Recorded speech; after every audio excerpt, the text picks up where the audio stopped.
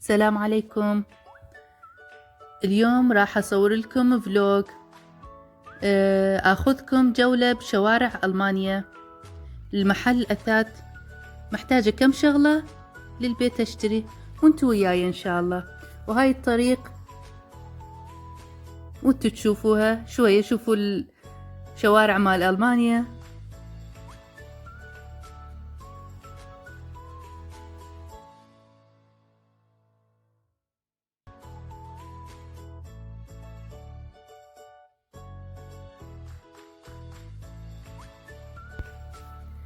انتو بالعراق يمكم حظر تجوال، واني حبيت اخذكم وياي حتى اونسكم وتستمتعون وياي.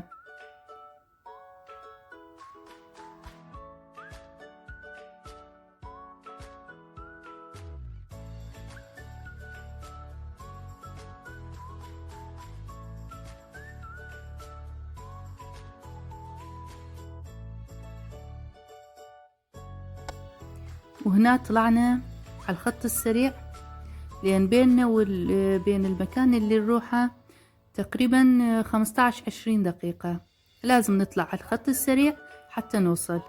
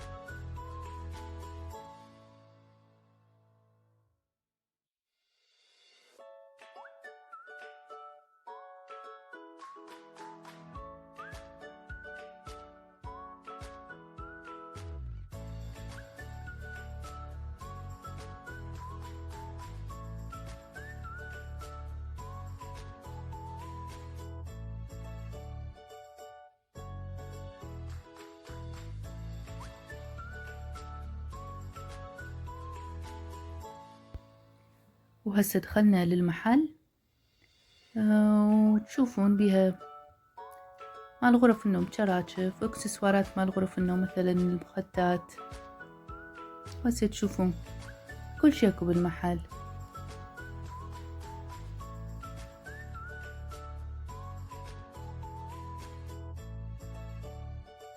هسه هنا دخلنا يم الاكسسوارات. هنا موجودة أغراض مال الشموع اللي نخلي بيها الشمع. الألمان كلش يحبون الشمعة. شوفوا مثل ما تشوفون بالبداية رأسا دخلنا أغراض شو نخلي بيها الشمع، لأن الألمان هواية يحبوها، واللون كلش حلو كان. هنا همينا الإكسسوارات مال البيت، يعني مال البيت مو بس الصالون، مال كل أطراف البيت نقدر نخلي، للصالون نخلي، للهول، لغرفة النوم، وكو شغلات كلش حلوة. بس اكو ناس ما يحبون هيك شغلات، يحبون شغلات يعني بسيطة. مثلا أنا ما استعمل هيك شغلات، ما أحب هيك شي، هيك أشياء أنا ما أحب.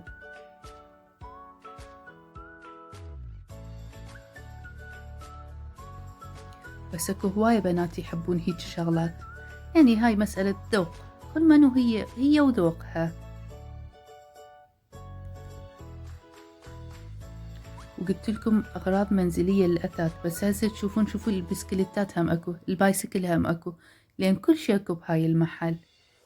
يعني إيش ما تريدين مثلا تجين كل شي تلقين.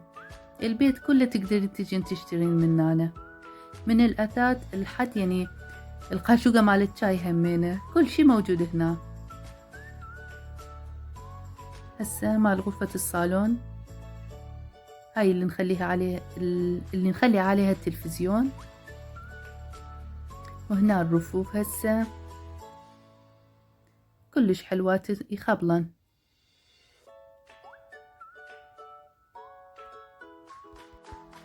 هسه كلكم تسألون ماكو يمكم منع تجوال أو حظر التجول؟ هنا ماكو، بس شكو هنا أكو كل شي قانون. يعني ما يصير تدخلين المكان ما تلبسين كمامة، لازم نلبس كمامة، بس شنو احنا الاحتياط نلبس كمامة وكف همين بإيدنا، يعني جفوف هم نلبسها احنا لأن نخاف. كل من يعني لازم يطبق القانون يمنا، على مود هاي ما نسووا حظر التجوال. هسه هنا أثاث مال البانيو الحمام، كل شي سيت،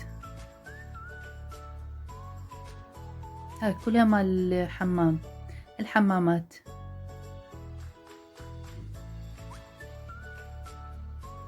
وأسعارهم حلوة مناسبة، مو غاليات.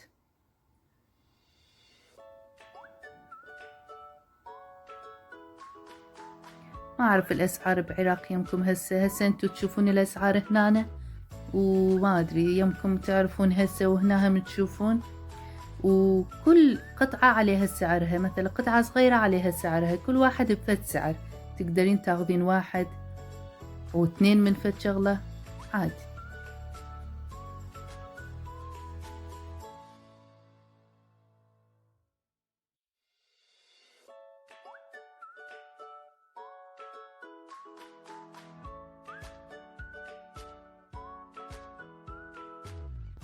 وكنت أحاول أصور بأماكن ما بيها أحد هواية، لأن الألمان ما يحبون أحد ياخذ الصورة مالتهم أو يصورهم. على مود هاي كنت أختار الأماكن الهادئة كنت أروح أصور. وشوفي هاي الشي كلش حلوة، كلش عجبني، ما كنت أعرف أكو هنا. شوفوا تستعمل التواليت أو الغسالة، كلش حلوة وسعرها كلش زين. هنا هسه وصلنا يم الزوالي، زولية، وهنا هذولا نخليهم قدام الباب مال المحل مال الشقة، حتى ألوان وأشكال، اكو بيها بزازين حلوة تخبط.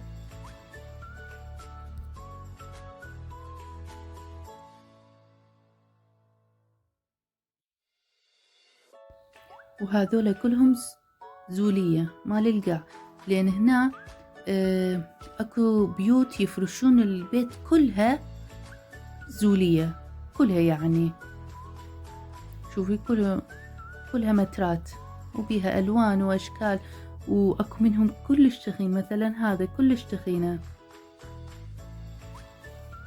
بس تكون البيت مثلا بالصيف هواية حارة تكون.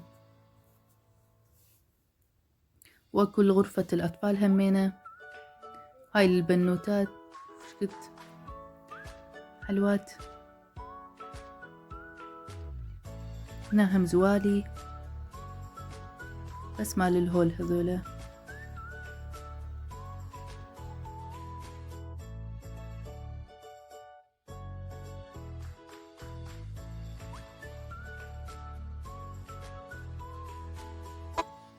هذولا هم كلهم المفروشات، وأسعارهم كلش حلوة كلش مناسبة، مو غاليات.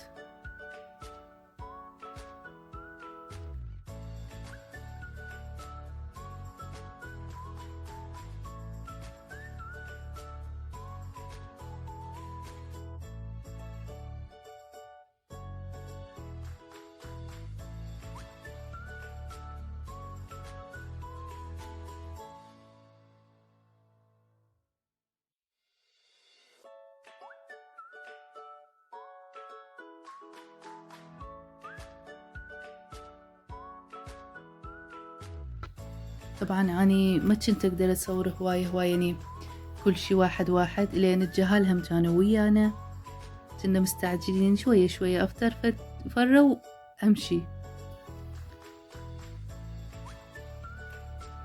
هذولا كلش حلوات.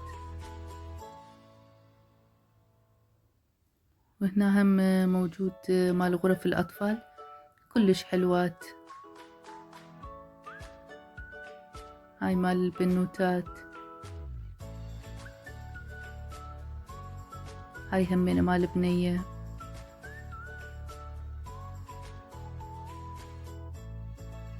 هاي همينة كلش حلوات مال غرفة الأطفال الصغار همينة يصير.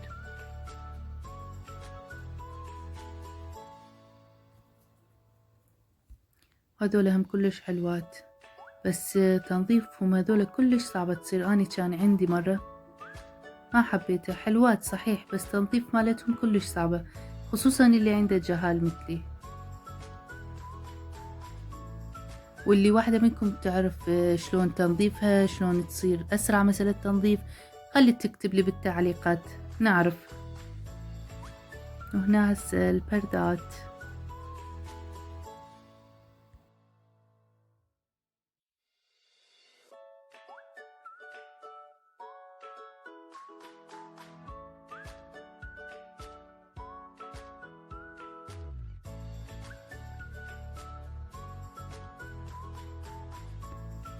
هنا ما تلقون هواية بردات، يعني موديلات هواية بالمحلات الألمانية، بس بالمحلات التركية لا تلقون، لأن الألمان ما يستعملون هواية بردات، ما يحبون هيجي الجامة يخلوها فت شي بسيط وخلصت. واكو بيوت أبد ما يخلون ولا بردة بالجامات. وهاي الجراجف مال الجهال البنات والولد، هاي مثل هاي الصغيرة يخلون كلش شيني قليل يخلون بردات. ناكو صبغ وهاي شغلات.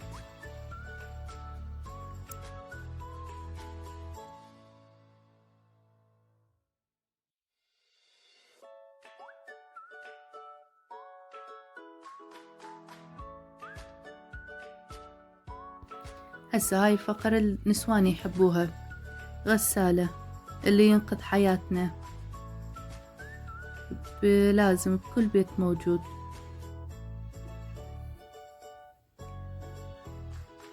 هنا هم اكو موديلات له، وكان صاير تخفيضات بالأسعار على بود هاي الناس هواية كانوا.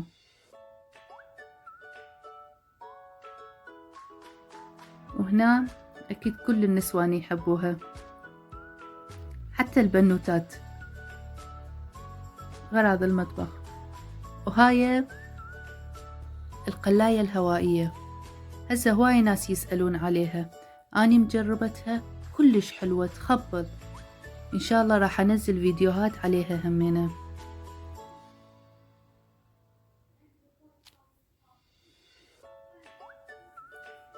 واكو أنواع همينة، وهذول هم أنواع القلاية، بس اللي أول مرة شفتوها هسه قبلها أحلى هذيكة، يعني كل شي تقدري بهذيكة تسوين.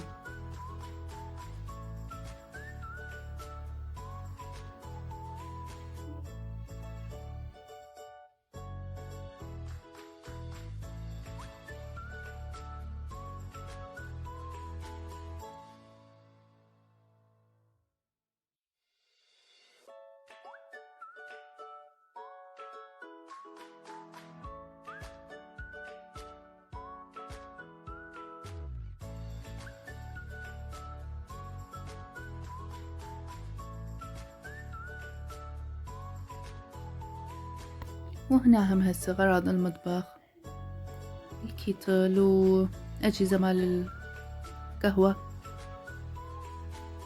أكو ناس هواية يحبون القهوة، خصوصا الألمان هواية يحبون القهوة، يستعملون هواية. وأكو أنواع أشكال أجهزة مال القهوة. وهنا هاي الغراض مال الحديقة، لأن الصيف يعني هواية تلقون ناس يشترون هاي الشغلات.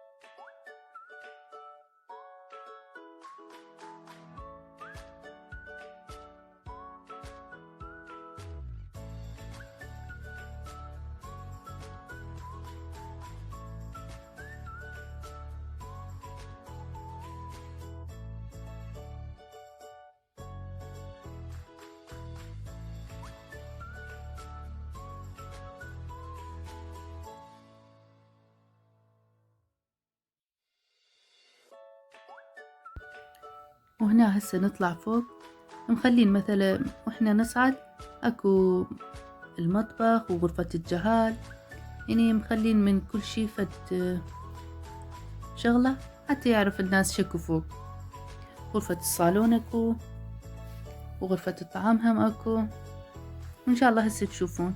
طورت شوية شوية، ولو المكان كبير أني بس بعض الأماكن يعني قدرت أصوره، ما كنت أقدر لأن كان هواية ازدحام. هنا أول شي مخلين فد مطبخ كلش حلو، اللي بيته كبير والمطبخ ماله كبير يقدر هيك شغلات يخليه، كلش حلوة تصير المطبخ الكبير. والمطبخ كلها يعني السعر همينه مخليه ويا الأجهزة يبيعون المطبخ هنا. هسه شوفوكم اكو بيها الجلاية واكو بيها الثلاجة والطباخ وكل شي موجود بيها.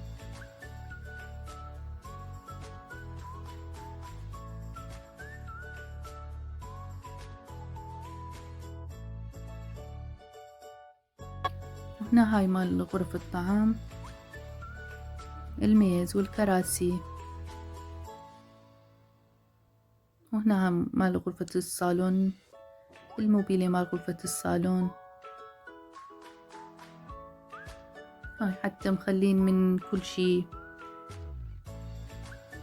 على الميز، حتى الناس هم تعرف اكو هاي الشغلات بهاي المحل.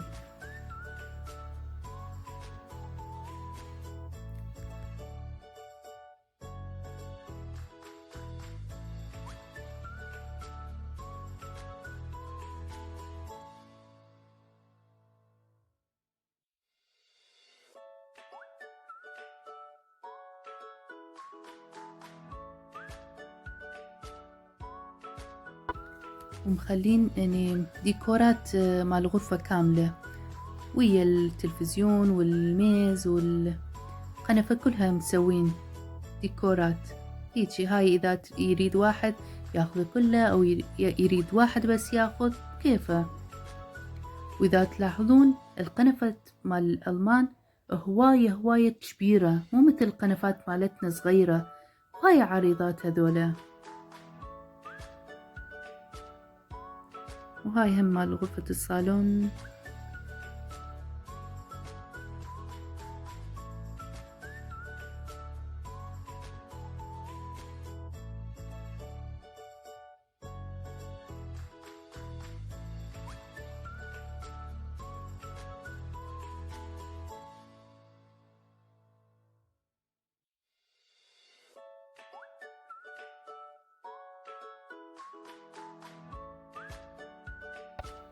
بما أنه حظر قلت شوية أتجول وأخذكم وياي، إن شاء الله قاعدين بالبيت بس تستمتعون وياي إن شاء الله.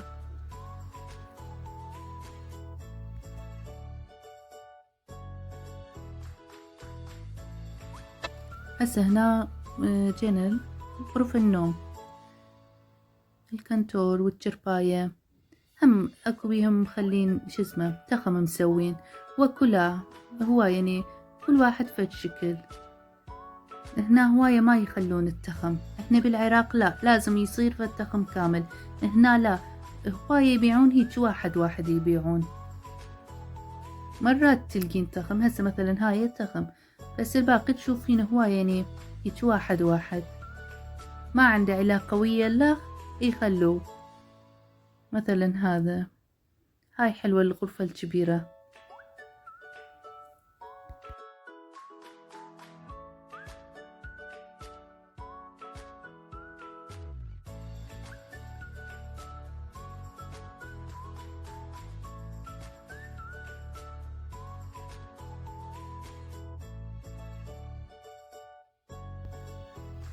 هسه هاي موديل تركي، هاي الألمان ما كان عندهم قبل بس هسه هواية يستعملوه، لأن الأتراك هواية ياخذون من هاي الجرباية. هسه هاي هم اللي مخلين فد غرفة النوم تخم. هنا اكو جوا مجرات هني نخلي بيه أغراض. هاي هسه غرفة الأطفال. الأولاد يحبون هيج شغلات هواية. اللي عنده أولاد هسه يعرفون مثلي، أنا أولادي يتقبلون على هيج شغلات، بس قبليني هسه لا مو هواية، لأن اللي يكبر فد سنة يريد تشتري له ينام عليه سنة يقول لا ما أريد أنا كبرت. هاي همينة مال إكسسوارات مال غرفة الأطفال. هاي مو مال أطفال هسه، هنا مال شوية الشاب، 12 سنة 13 سنة 15 سنة. وهنا هم غرفة البنوتات، وهذول هم مال غرفة الشباب. هذول مخلين كل واحد فد شكل ذوق، ولو الذوق الألمان أبد مو حلو، مو مثل مال ذوقنا، أبد مو حلوات تصميمهم. احنا هواي شغلات نشتري من الدكاكين التركية، ما نشتري من الألمان.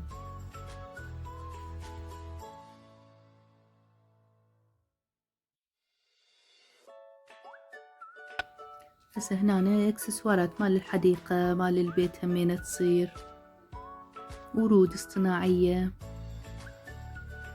هاي كلها شغلات اكسسوارات. كان اكو هواي ناس ما قدرت اصور واحد واحد. هاي هم من اكسسوارات مال البيت، ورود اصطناعية. تعرفون الاصطناعي هيجي احسن من الطبيعي، لان هذيك من تخرب او تموت هواي ننقهر عليها. هاي همينة اكسسوارات مال البيت.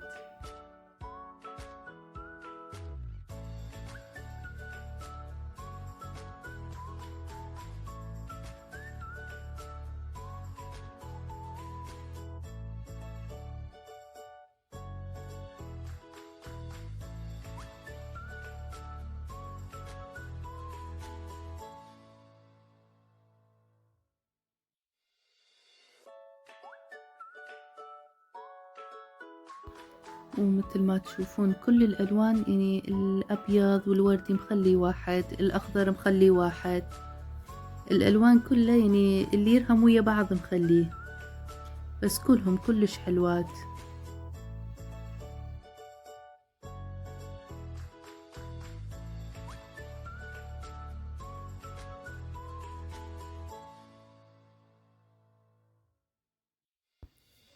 وهسه هنا جينا على اللمبات والثريات آخر شي هنا، وكان اكو هواية شغلات ما قدرت اصور، كنا مستعجلين نطلع سريع كنت اصور هيك، بد قلت اسوي جولة وياكم وانتو شوية هم طالعين وياي اليوم، حسوا نفسكم، لان انتو يمكم اعرف منع تجوال وما تقدرون تطلعون، وربي يكون بعونكم ان شاء الله، ويخلص هالمرض ويخلص ان شاء الله، نرتاح كلنا، العالم كله ترتاح ان شاء الله، وانتو خصوصا انتو ما تقدرون تطلعون بس محجوزين بالبيت، ربي يكون بعونكم ان شاء الله، ويخلص هاي المرض والكل ترتاح وتطلع ان شاء الله.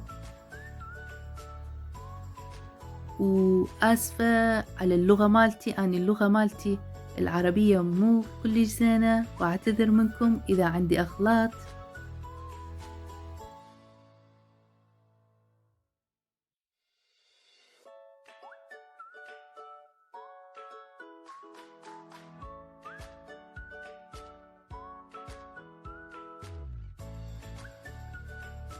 وإن شاء الله يعجبكم الفلوق مالتي اليوم، وإن شاء الله إذا تريدون كل مرة من نطلع هم أخذكم وياي. وهسه هاي طريق الرجعة للبيت. اشتريت كم شغلة، كان احنا جينا البيت الجديد كان ناقص بيه أطراف مال البيت هيجي أخشاب، فاشتريناها ورجعنا. اشتريت أغراض شوية هيجي قلاقيل مثل ما نقول، اشتريت شغلات صغار للبيت همينة. إن شاء الله هم إذا عجبكم هاي هم بغير مكان هم نقدر نطلع، هم أخذكم وياي، إن شاء الله استمتعتوا. ولا تنسون حبايبي اللايك والاشتراك بالقناة وتفعيل الجرس حتى قد ما أنزل فيديوهات توصلكم الخبر إن شاء الله.